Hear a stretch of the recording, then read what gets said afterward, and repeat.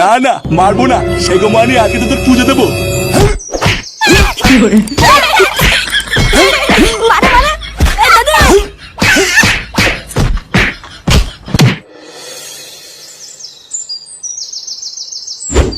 কি বলছিস?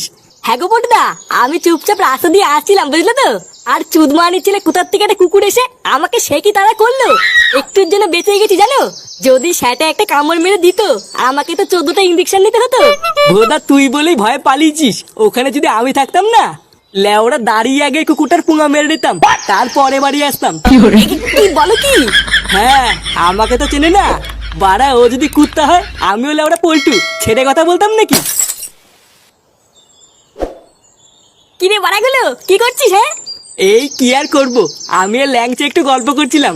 আরে ধুর বাড়া, সবসময় গল্প করলেই হবে, যা একটু মাল নিয়ে আয় খাই। আরে সে না হয় আনলাম, কিন্তু আগে বল তুই আজকে এত খুশি খুশি কেন? ভোদার বাল দেখে তো মনে হচ্ছে সেটাই রং লেগেছে। হ্যাঁ বাড়া ঠিকই বলেছিস, বাড়া আজকে ফাটা বিড়ি খাচ্ছিল বুঝলি তো, বাপের কাছে ধরিয়ে দিয়েছি। কি ফাটা বিড়ি খেতে কি ধরা পড়েছে? হ্যাঁ বাড়া হ্যাঁ, তারপরে বাপ ধরে উড়ি কেলানো রে, আমি তো লেওরা খুব মজা পেয়েছি। এবার তোর কপালে চোদন আছে রে ফুটো। মানে আমার কপালে এবার চতুন থাকতে হবে কেন? বারার বাল তুই ফাটাকে বিড়ি খেতে কি ধরিয়ে দিয়েছিস, আমি শিওর ফাটাতের প্রতিশোধ নেবেই।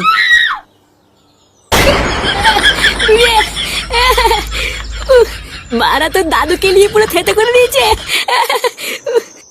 লেওরা এটা কি তোর দাদু ঠিক করলো?